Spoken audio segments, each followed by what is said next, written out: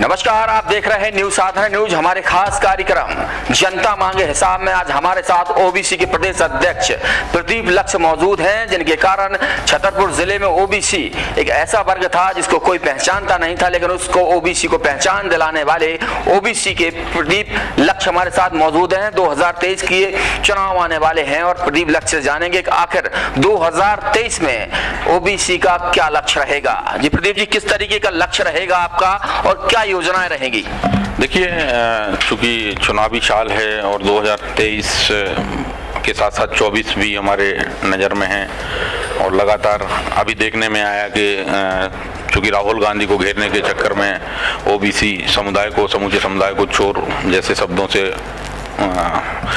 Party के वरिष्ठ पदाधिकारी जो वर्तमान में सत्ता में हैं, तो इस तरीके से लगातार ओबीसी समाज का अपमान किया जा रहा है। तो ओबीसी समाज अब वैसा जो पिछड़ापन और पिछड़ा वर्ग कहते थे, मेरा मानना है वो अब बहुत अवेयर हो चुका है और इस देश में हमसे बड़ा कोई अगड़ा नहीं है। यह सरकार ध्यान दे इस तरफ और किसी भी तरीके से हमारी भावनाओं को और या हमारी भावनाओं से खिलवाड़ ना करें। रही बात आगामी समय की, तो निश्चित है कि खेल बिगड़ने वाला है, क्योंकि लगातार देखा जा रहा है कि हमारे समाज और वर्ग और यह कहे कि शोषित वंचित समाज का हक हिस्सेदारी लगातार जब से देश में संविधान लागू हुआ है, तो उसमें सबसे ज़्यादा अगर कुठाराघात या सबसे ज़्यादा शोषण अगर किसी समाज का हुआ है तो वो किसने किया है? एक समाज का कुठाराघात किसने समाज के साथ छल किया है? यह जो राजनीतिक पार्टियों के द्वारा ही हो किया जा रहा है, क्योंकि जो संविधान से प्रदत्त शक्तियां हैं, चाहे वो ब्यूरोक्रेसी हो, चाहे वो राजनीति हो, आप देख रहे हैं, चाहे छतरपुर हो, चाहे मध्य प्रदेश हो, चाहे बुंदेलखंड हो, कोई भी राज्य हो या कोई भी, कौन सी पार्टियां इस तरीके का कुठाराघात कर रही हैं? जो सत्ता में रहती हैं वर्तमान में, जैसे मध्य प्रदेश में भाजपा है, तो भाजपा में जो सत्ताधीन नेता हैं, तो अब चूंकि उन लोगों में अलग अलग गुटबाजी है, गुटबाजी के कारण सरकार कंट्रोल में ही नहीं है, तो इन कारणों से जैसे हमारे क्षेत्र में है, तो हमारे क्षेत्रीय जो प्रतिनिधि हैं उनके द्वारा आए दिन लगातार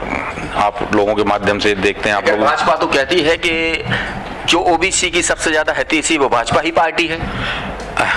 देखिए, खाने के दांत कुछ और हैं और दिखाने के दांत कुछ और हैं। अगर ऐसा होता तो वर्तमान परिस्थिति में छतरपुर में प्रतिनिधित्व भी ओबीसी का होता। तो ललिता यादव को तो मौका मिला था ना ओबीसी का। तो ललिता यादव को मौका मिला था। ललिता यादव पूरी ओबीसी, वह एक पार्टी विशेष की नेता थी।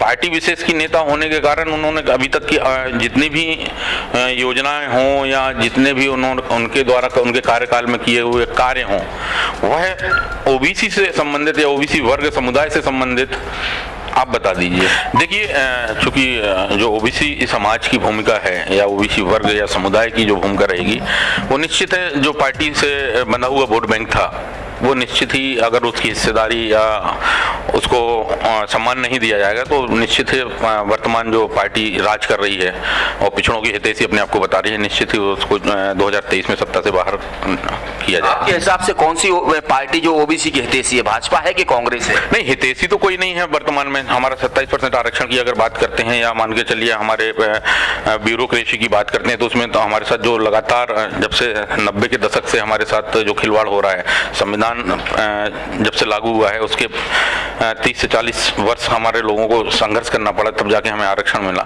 अभी देखिए कि चयनित शिक्षक हमारे भोपाल में बैठे हैं और बैठे बैठे थक गए हैं और गुहार लगा रहे हैं, तो वैकेंसी निकलती है 27% के आधार पर और उनको जो बाद में चयन होता है वो 14% के आधार पर होता है। बहुत बड़े मुद्दे हैं और ये समाज, जिम्मेदारी किसकी होती है इसमें, कि कौन जिम्मेदार है? इसमें सरकार की जिम्मेदारी होती है। सरकार वैकेंसी निकल, वर्तमान में सरकार भाजपा की है, तो भाजपा को नुकसान होगा अगर वो हम लोगों को अगर हिस्सेदारी, हमारा प्रतिनिधित्व नहीं देते हैं, चाहे वो आरक्षण हो, चाहे वो राजनीतिक आरक्षण की बात हो, तो निश्चित है कि सरकार जो होगी तो उसको जिम्मेदारी लेनी पड़ेगी। तो आप लोगों की जो 2023 में तैयारियां चल रही चुनाव की, क्या ओबीसी भी अपने प्रतिनिधित्व करेगी? क्या जो ओबीसी पार्टी बनकर अपने प्रतिनिधि उतारेगी पूरे प्रदेश में? जी जी बिल्कुल। ओबीसी के जो हमारे नेता हैं, जो हमारे वरिष्ठ नेता हैं, उन्होंने तय किया है कि संगठन के माध्यम से हम लोगों के बीच में जाएंगे और निश्चित ही हम अपने लोगों को चुनकर निकालें। तो क्या ओबीसी सिर्फ ओबीसी वर्ग से ही चुनाव जीतेगी, या अन्य जो अन्य दल होंगे या अन्य जात के लोग होंगे, समाज के लोग हैं, उनको भी लेगी? क्योंकि ओबीसी का ये देखा जाता है सिर्फ ओबीसी अपने लोगों पर ही भरोसा कर रही है, अन्य जातों पर नहीं। ऐसा क्यों? नहीं, हमारी लड़ाई चूंकि सरकार के साथ जो प्रतिनिधित्व कर रहे लोग उनसे है, हमारी किसी समाज से कोई वैर नहीं है, ना हमारे वैमनस्यता किसी से है। हमारे SC ST OBC समाज में भी जो हमारे शोषित वंचित समाज के लोग हैं, उन लोगों के भी मुद्दे लगातार उठाए जाते हैं, उन लोगों की बात उठाई जाती है।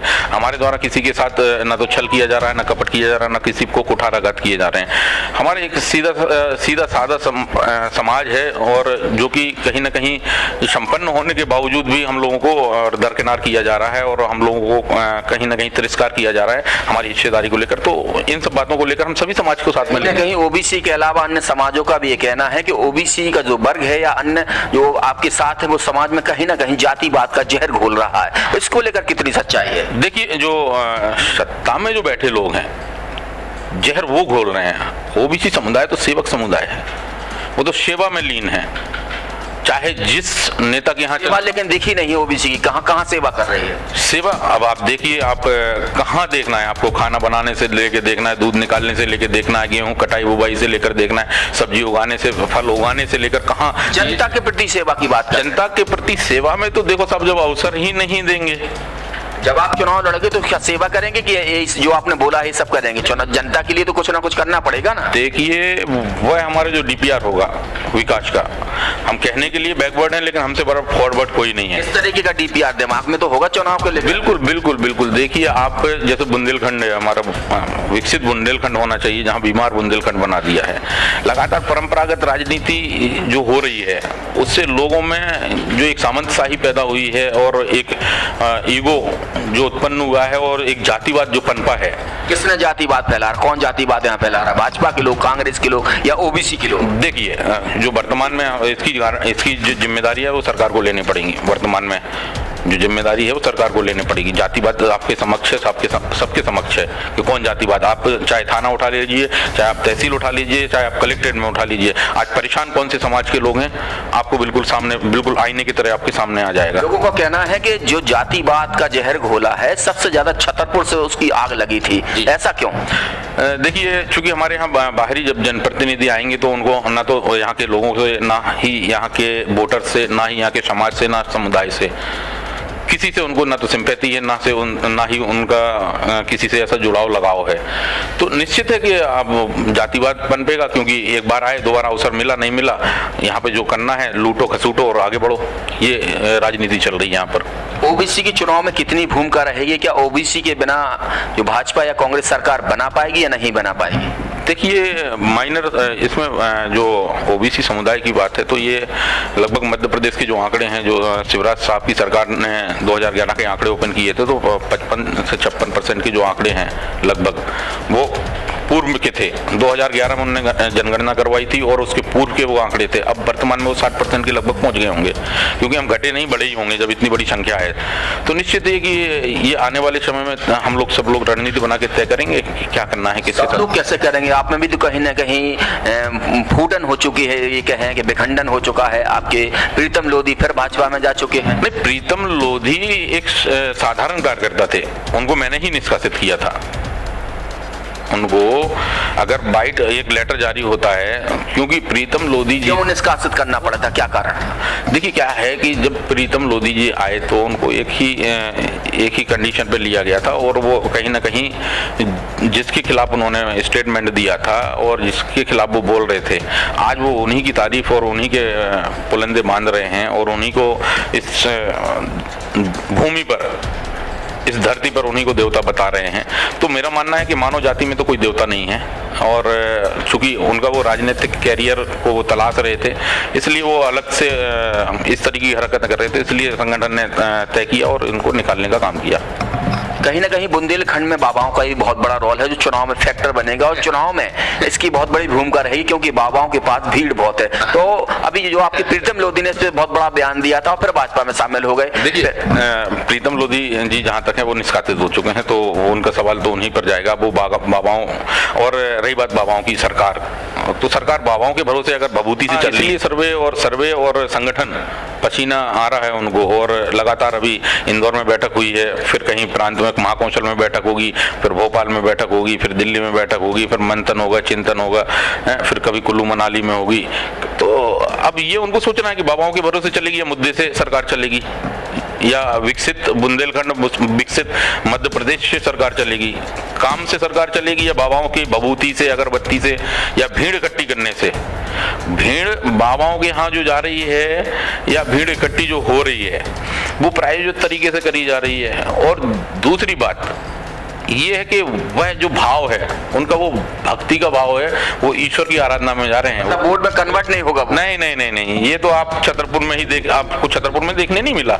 हमारे यहाँ पे सिद्ध बाबा है एक, आए दिन वायरल रहता है। तो आप देखिए, आप पिछले पंचायती चुनाव को तो देखिए, आप सुपड़ा साफ हो गया है साहब।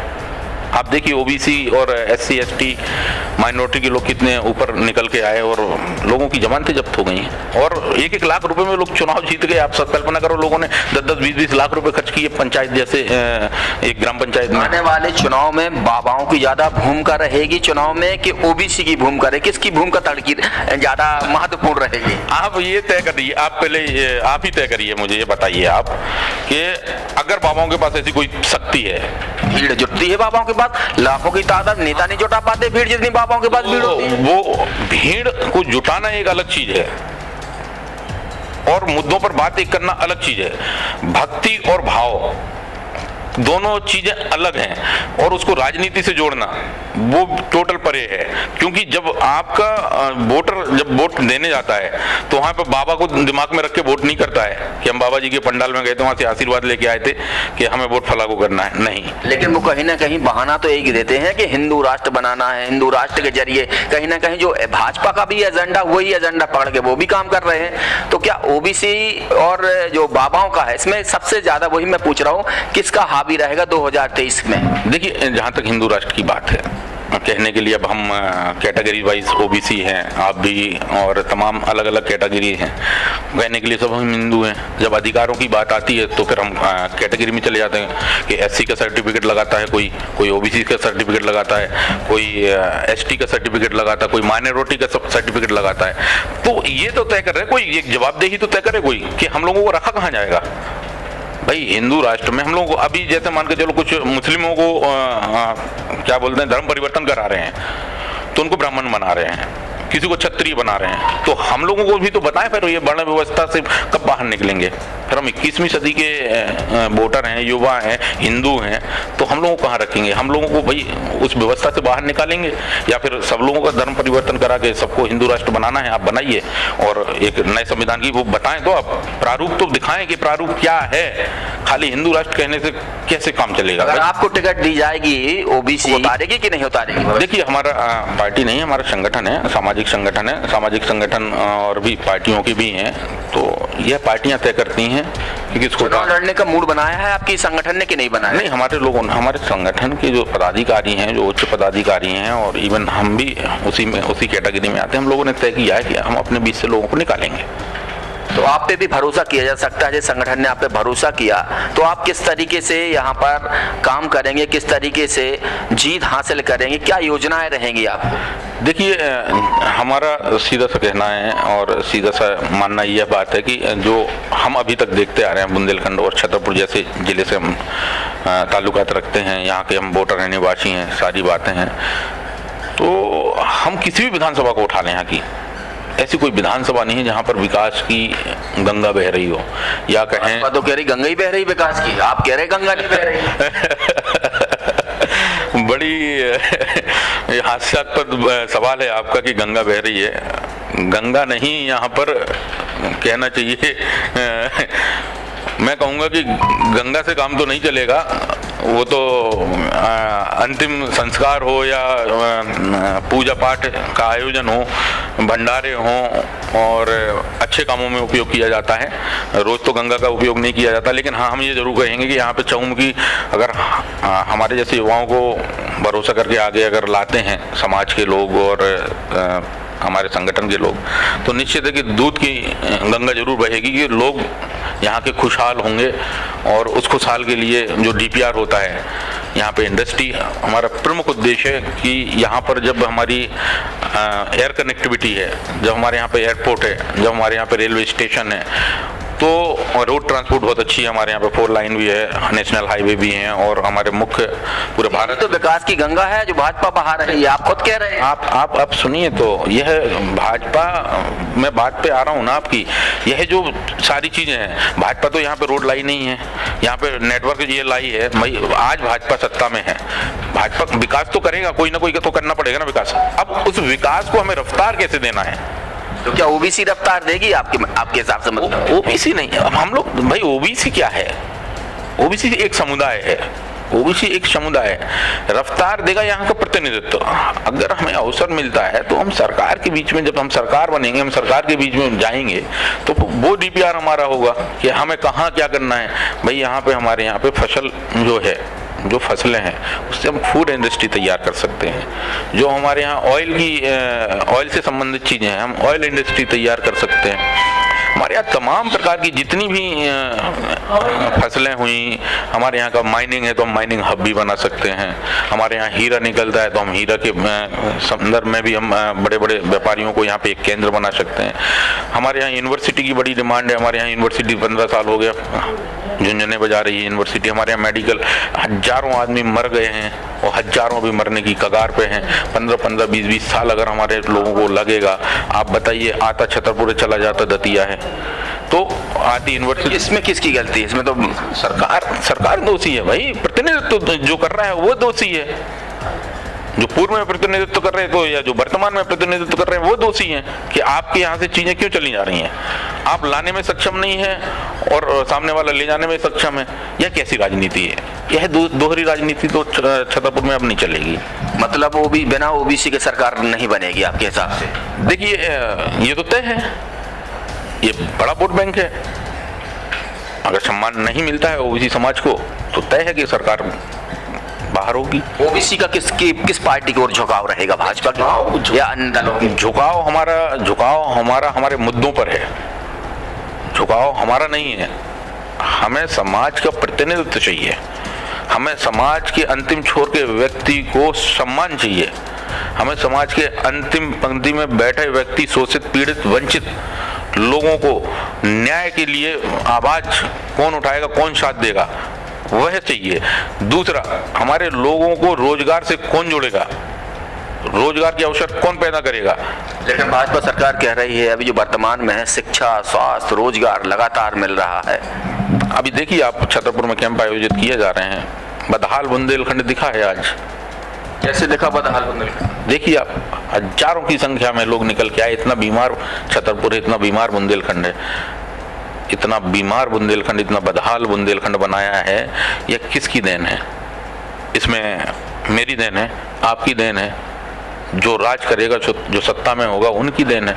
यह सवाल आपको यहाँ के चुने हुए प्रतिनिधियों से पूछना चाहिए। स्वास्थ्य की स्थिति गड़बड़ है आपके साथ? आप कोरोना काल में देखिए कैसी झूठी ड्राफ्टिंग की जा रही थी भाई साहब, और यहाँ सब बढ़िया है सब। और अस्पताल में देखिए आप, पूर्व मंत्री जी जब हमारे यहाँ जो थी, ठीक है, तो आप उनको, मतलब छतरपुर में यहाँ पे मोतों पे मोतें हुई जा रही हैं, मोतों पर मोतें हुई जा रही हैं, और यहाँ से जो रिपोर्टिंग भेजी जा रही है वो सब बढ़िया है।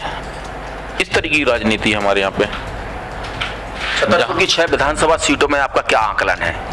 देखिए, कोई सी भी विधानसभा उठा लीजिए आप, ऐसी कोई सी विधानसभा नहीं है जहाँ पे 70 से 75% वोट समुदाय का नहीं है। और आप ये भी तय मानिए आप कि जो परिवर्तन पूर्व में क्यों नुकसान उठाना पड़ा था भाजपा को पूर्व में क्यों नुकसान उठाना पड़ा था, उस पर आप जाइए, मंथन करिए। उसके बावजूद अब जब कांग्रेस के लोग चुने गए और कांग्रेस के लोगों ने, जब हमने देखा कि हमारे समाज के लोगों पर जब कुठाराघात हुए, तो इन्होंने भी मौन धारण कर लिया। इन्होंने ना हाँ में हाँ, ना में ना, और ना ही हमारे साथ खड़े हुए, तो निश्चित है कि परिवर्तन इस बुंदेलखंड राजा महाराज 76 साल की नगरी में परिवर्तन तय है।